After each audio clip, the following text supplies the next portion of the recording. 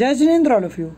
Till now, we are done with 9 chapters of auditing and assurance, that is chapter number 1 to 6 and chapter number 8, 11 and 12, and the number of standards on auditing covered in those chapters.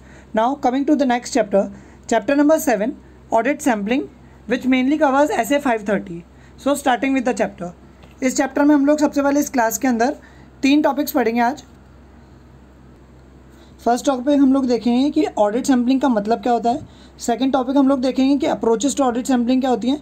2 sampling की approaches होती हैं, statistical और non statistical. तो इस class में हम लोग सिर्फ स्टैटिस्टिकल सैम्पलिंग को कवर करेंगे और फिर हम लोग ये देखेंगे कि selection of items for testing कैसे करते हैं. ठीक है, तो फर्स्ट टॉपिक हमारा आ रहा है what is the meaning of audit sampling. SA 530 के अंदर इसकी पूरी डेफिनेशन दे रखी है. तो ये SA 530 ये बोलता है कि audit sampling refers to the application of audit procedures to less than 100% of items within a population of audit relevance such that all sampling units have a chance of selection in order to provide the auditor with a reasonable basis on which to draw his opinion, on which to draw conclusions about the entire population.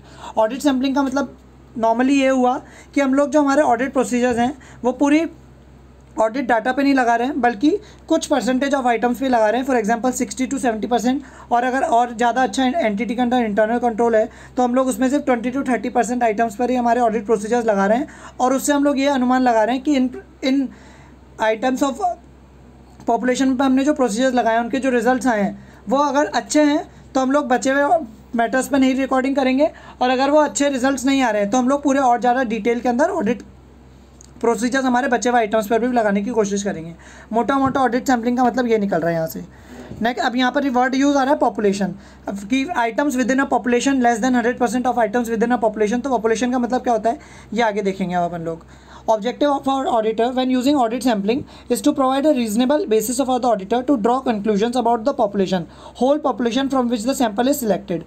हम लोगों ने उस population में से एक sample निकाला, कुछ part निकाला, और उससे हम लोग ये देख रहे हैं कि पूरी पॉपुलेशन का इस पार्ट से क्या रिलेशन है, और उससे हम लोग हमारा रीजनेबल बेसिस देंगे ताकि हम लोग हमारा ऑडिट ओपिनियन निकाल सकें. तो अब ये पॉपुलेशन का मतलब क्या है, ये आपके अटैम्प्ट के लिए इंपॉर्टेंट भी है डेफिनेशन और इसके characteristics. Population refers to entire set of data from which a sample is selected and about which the auditor wishes to draw conclusions. Population वो एंटिटी का पूरा डेटा होता है, for example A to Z से लेकर सारे के सारे vouchers, from which a sample is selected by the auditor, जिसके अंदर से एक ऑडिटर सैंपल निकालता है 30%, 40%, 50% as per his professional judgement, and about which the auditor wishes to draw conclusions. उस सैंपल में से ऑडिटर अपने कंक्लूजन्स निकालना चाहता है और उसके बेसिस पर वो पूरे उस कंक्लूजन, उस सैंपल को वो पूरा पॉपुलेशन का रिप्रेजेंटेटिव मानते हुए उसको सिलेक्ट करता है.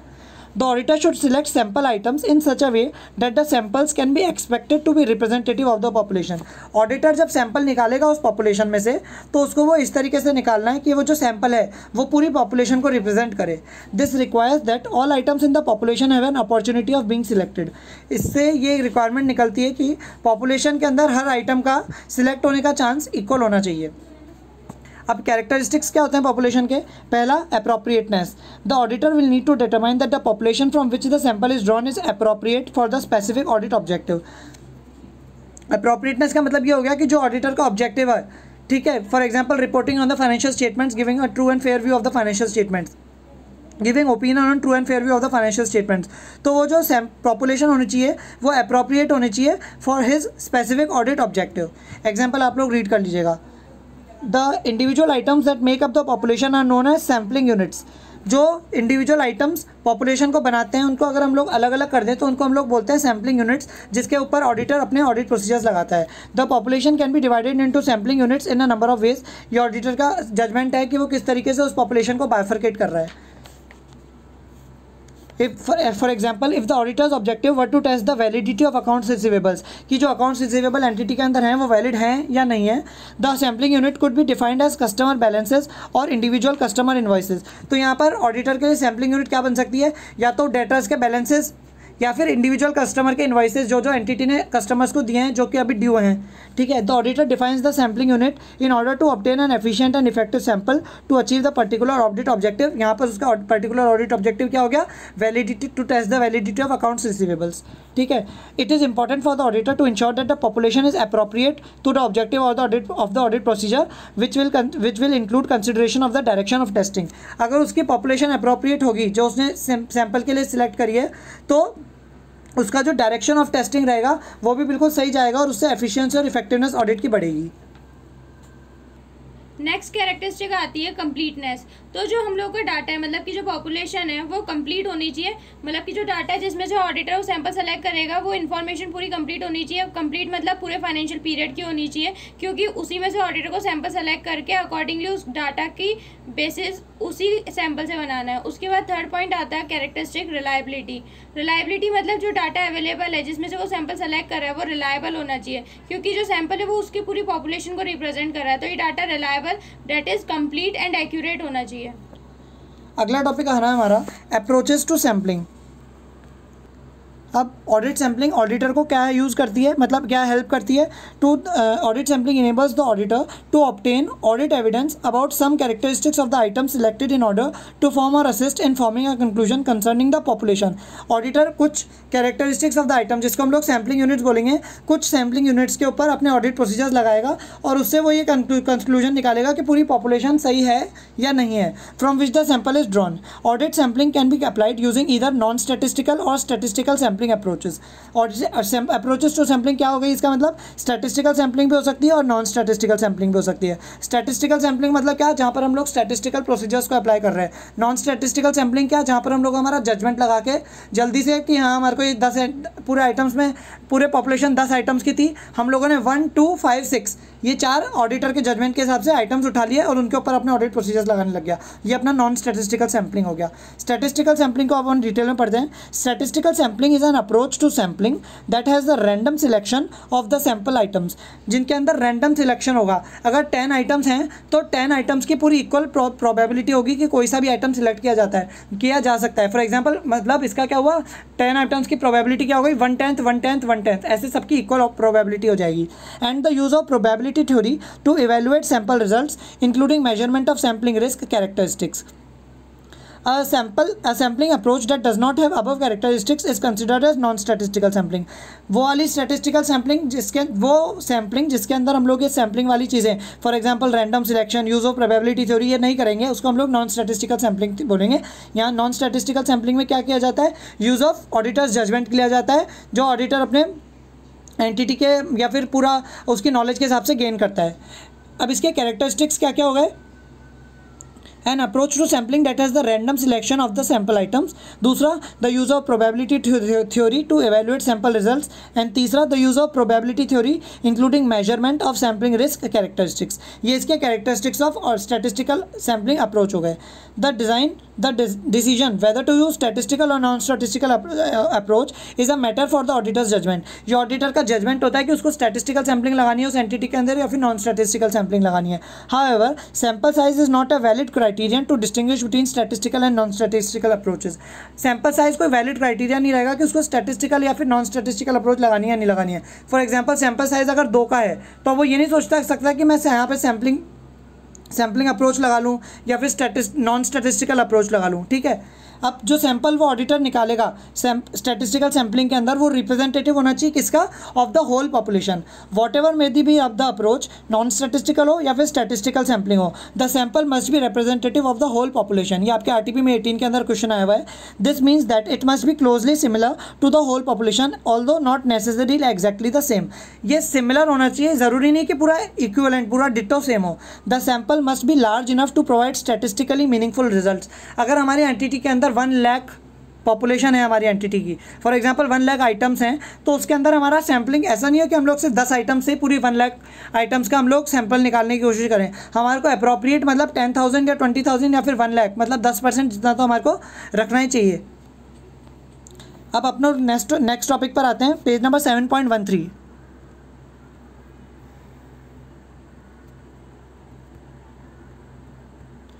नेक्स्ट टॉपिक आ रहा है हमारा selection of items for testing. हम लोग जो पॉपुलेशन के अंदर से आइटम्स को सिलेक्ट करेंगे कि हमारे को कैसे सिलेक्ट करने चाहिए, तो वो ये टॉपिक है कि हमारे को कैसे सिलेक्ट करने हैं। तो मेन यहाँ पे इस पैराग्राफ का मेन क्रक्स ये निकल रहा है कि हमारे को जब हम लोग सिलेक्शन ऑफ आइटम्स करेंगे टेस्टिंग के लिए, कि हमारे को इस सैम्पलिंग इससे हमारे सैम्पल्स बनाने हैं या फिर इससे हमारे को हमारी सैम्पलिंग यूनिट सिलेक्ट करनी है, तो ताकि हम लोग उस पर ऑडिट प्रोसीजर्स लगाएं, तो हमारा मेन क्रक्स रहेगा कि हम लोग वो जो निकालेंगे सैम्पल वो विदाउट बीइंग बायस्ड लगाएं। ये मैंने स्पेसिफिकली यहाँ पे लिख रखा है इस पैराग्राफ का crux. with statistical sampling, sample items are selected in a way that each sampling unit has a known probability of being selected. For example, अगर 10 आइटम्स हैं उस पॉपुलेशन के अंदर तो हर आइटम का नॉन प्रोबेबिलिटी रहेगी कि 1/10 सबका इक्वल प्रोबेबिलिटी रहेगी अगर हम लोग स्टैटिस्टिकल सैम्पलिंग करेंगे तो. विद नॉन स्टैटिस्टिकल सैम्पलिंग, जहाँ पर ऑडिटर अपना जजमेंट लगाता है, judgement is used to select sample items because the purpose of sampling is to provide a reasonable basis for the auditor to draw conclusions about the population as a whole from which the sample is selected. It is important that auditor selects a representative sample. तो इसके लिए auditor उसको पूरी population को sample बना पूरा representative बनाते हुए एक सैंपल सिलेक्ट करना है. तो उससे ऑडिटर को ये क्या निकलता है कि उसको एक ऐसा सैंपल निकालना चाहिए जो कि रिप्रेजेंटेटिव हो, so that bias is avoided, ताकि ऑडिटर की बायसनेस हट जाए. By choosing sample items which have characteristics typical of the populations. वो बायसनेस कैसे हटा सकता है? सैंपल आइटम्स ऐसे निकालेगा जिसके अंदर कैरेक्टरिस्टिक्स ऑफ द पॉपुलेशन आ रहे हो पूरे के पूरे. The principal methods of selecting samples are the use of random selection, systematic selection and haphazard selection. जो प्रिंसिपल मेथड्स होते हैं selection of the selecting samples, 3 होते हैं वो. पहला है रैंडम सिलेक्शन, दूसरा है सिस्टमैटिक सिलेक्शन और तीसरा है हैफाजार्ड सिलेक्शन. अब ये सैंपल सिलेक्शन मेथड्स क्या हैं ये अपन लोग इस क्लास का लास्ट टॉपिक रहेगा. इसके बाद अपन लोग सैम्पलिंग रिस्क और नॉन सैम्पलिंग रिस्क देख लेंगे. Sample selection methods. Samples should be selected in such a manner that it is representative of the population from which the sample is being selected. वो sample पूरी population का representative होना चाहिए. It will necessitate that each item in the population has an equal chance of being included in the sample. ये necessary होता है कि हर item of the population का equal chance हो of being selected as a sample. अब ये हमारे sample selection methods 5 दे रखे हैं: random sampling, systematic sampling, monetary using unit sampling, haphazard sampling और ब्लॉक सैम्पलिंग. स्टार्ट करते हैं हम लोग रैंडम सैम्पलिंग से. ये पांचों टॉपिक्स जो हैं आपके लिए बहुत ज़्यादा इंपॉर्टेंट है आपके अटेम्प्ट के लिए.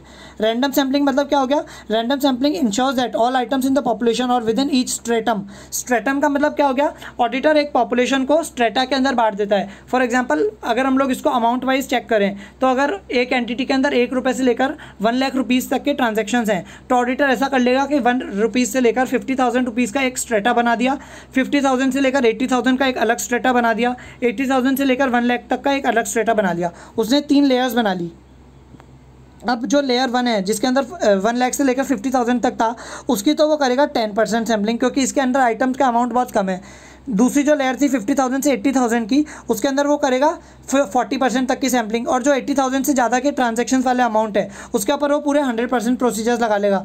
ठीक है, तो ये रैंडम सिलेक्शन के अंदर ऑडिटर क्या कर सकता है? Random selection ensures that all items in the population और within each stratum have a known chance of selection. It may involve use of random number tables. Auditor इनको select करने के लिए कि 50% में से कितना मेरे को कौन से 50% यूज़ करने हैं उसके अंदर उसके लिए ऑडिटर यूज़ कर सकता है random number tables. Random sampling includes 2 very popular methods which are discussed below. पहला है सिंपल रैंडम सैम्पलिंग और दूसरा है हमारा stratified sampling. Simple random sampling का मतलब क्या होता है? Under this method each unit of the whole population example purchase और sales invoice has an equal chance of being selected. हर पॉपुलेशन का हर यूनिट का equal chance of being selected रहता है. The mechanics of selection of items में be by choosing numbers from table of random numbers by computers और picking up numbers randomly from a drum. एक drum के अंदर हम लोग 50,000 इनवॉइसेस डाल देंगे. जो हम लोग सिलेक्ट करेंगे उसकी हम लोग पूरी डिटेल चेकिंग करने लग जाएंगे. It is considered that random number tables are simple and easy to use and also provide assurance that the bias does not affect the selection. अगर हम लोग रैंडम नंबर टेबल्स को यूज़ करेंगे तो उसके अंदर हमारा कोई बायसनेस तो आएगा नहीं कि ऑडिटर कोई पर्टिकुलर नंबर निकाल दे. जो नंबर कंप्यूटर हमारे को बोलेगा हम लोग उसी के हिसाब से सिलेक्शन सैंपल उठा लेंगे वो वाला. दिस मेथड इज कंसिडर्ड, अभी लाइन जो है पर्पल करी हुई बहुत इंपॉर्टेंट है. This method is considered appropriate provided population to be sampled जिसमें से हम लोग पॉपुलेशन में से सैंपल निकाल रहे हैं consist of reasonably similar units and fall with in a reasonable range. ऐसा नहीं हो कि हमारे ट्रांजैक्शन की रेंज आ रही हो 1 लाख से लेकर 20 करोड़ तक की, तो उसके अंदर से अगर हम लोग निकालेंगे तो हमारे अगर 2 ट्रांजैक्शन 20 करोड़ के निकल गए तो हमारा पूरा पॉपुलेशन का जो वेरियंस रहेगा या फिर जो भी हमारे मीन मोड मीडियन रहेंगे वो सब बिगड़ जाएंगे. एग्जाम्पल आप लोग इसका रीड कर लीजिएगा. अगला टॉपिक आ रहा है स्ट्रेटिफाइड सैम्पलिंग. स्ट्रेटिफाइड सैम्पलिंग का मतलब मैंने आपको बताया था कि बैलेंसेज जो 10 लाख से ऊपर के हैं उसका ऑडिटर फुल चेक कर सकता है. 7,75,000 से 10 लाख के अंदर 80% चेक कर लेगा. बैलेंसेज बिलो 2,25,000 के अंदर सिर्फ 10% चेक कर लेगा. ऐसे करके ऑडिटर एक स्ट्रेटा बनाकर और सैम्पलिंग कर सकता है. आप लोग इसको रीड कर लीजिएगा, आपको समझ आ जाएगा.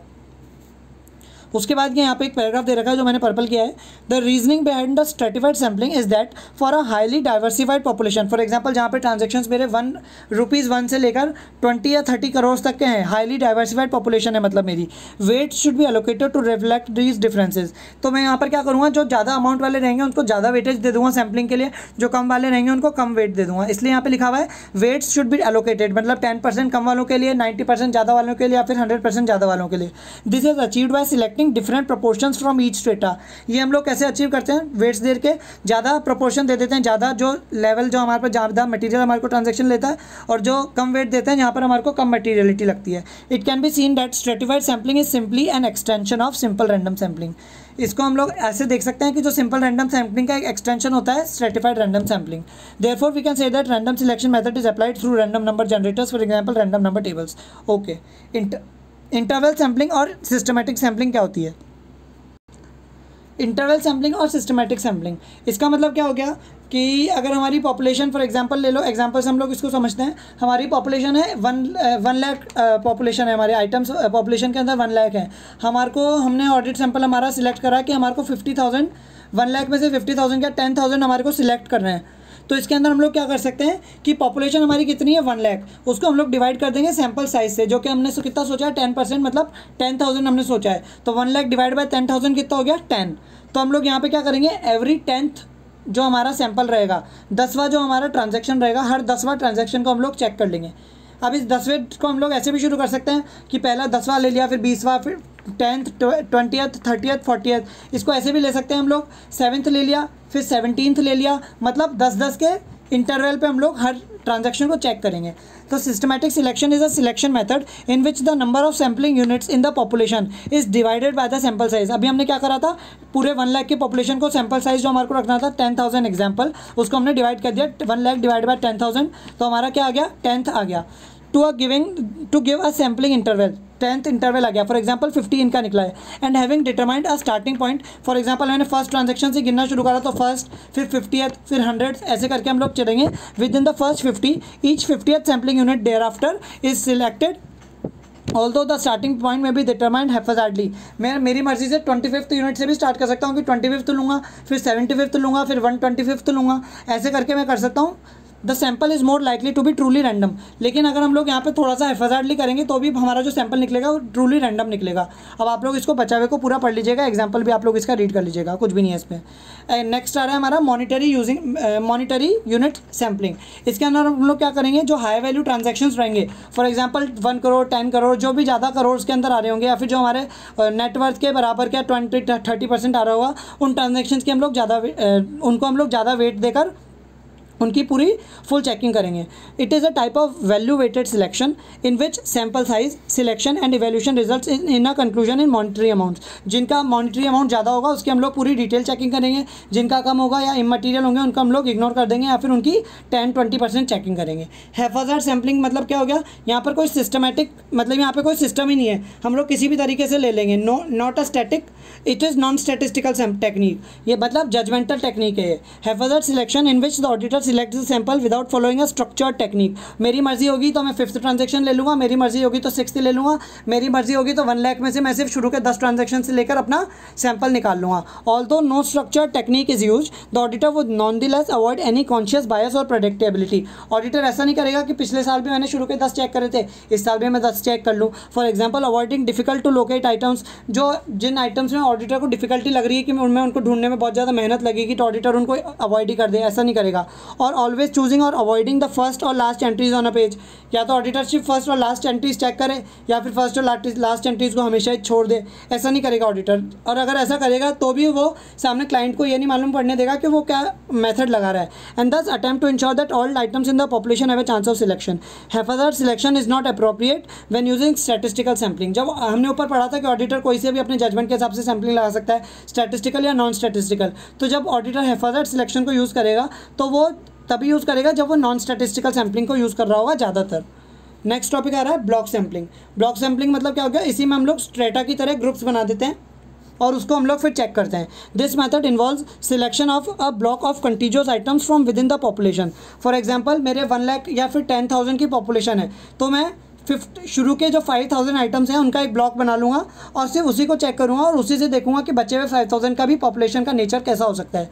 Block selection can not ordinarily be used in audit sampling because most populations are structured in such that items in a sequence can be expected to have similar characteristics to each other. Block selection के अंदर मतलब block selection को हमारे को कम use लेना चाहिए as audit sampling, क्योंकि अगर हमारी ट्रांजैक्शंस चल रहे हैं डे वाइज और अगर हम लोगों का सीज़न चल रहा है रेनी सीज़न, तो वहाँ पर अगर कोई हमारा एंटिटी का फॉर एग्जांपल विंटर सीज़न चल रहा है और हमारे विंटर प्रोडक्ट्स की हम लोग ऑडिट कर रहे हैं, तो वहाँ पर विंटर प्रोडक्ट्स की सेल तो ज़्यादा आ रही होगी। और अगर हम लोग फिर इस डेटा को समर सीज़न से भी कंपेयर करते हुए इसका मान लेंगे कि ये पूरा बेसिस सेम रहेगा, समर के अंदर भी इतनी होगी, तो ये हमारा ब्लॉक सैम्पलिंग के कारण गलत हो गया कि हमने विंटर वाला बेस ले लिया और उसी को समर वाले बेस के लिए हम समर सीज़न के लिए हमने अप्लाई कर लिया, तो हमारा ये पूरा गलत हो जाएगा। इसलिए यहाँ पे बोल रहे हैं कि block selection can not ordinarily be use in audit sampling because most populations are structured such that items in a sequence. For example जो विंटर वाले ट्रांजेक्शन हो रहे होंगे can be expected to have similar characteristics to each other but different characteristics from items elsewhere in the population. Although in some circumstances it may be appropriate audit procedure to examine a block of items. अब जो main line है वो ये है, it would rarely be an appropriate sample selection technique when the auditor intends to draw valid inferences about the entire population based on the sample. Auditor एक sample के हिसाब से पूरे पॉपुलेशन का अगर कुछ इन्फ्रेंस निकालना चाह रहा है तो फिर वो ब्लॉक सैम्पलिंग को यूज़ नहीं करेगा। ठीक है, यहाँ पर अपनी सैम्पलिंग टेक्निक्स खत्म हो सकती हैं। यहाँ पर आप लोग एग्जांपल्स पढ़ लीजिएगा। अब सैम्पलिंग और नॉन सैम्पलिंग रिस्क अपन लोग अगली क्लास से देखेंगे। Friends, hope you are liking these videos. Subscribe the channel if not yet done and also press the bell icon so as to receive the notifications of our new videos.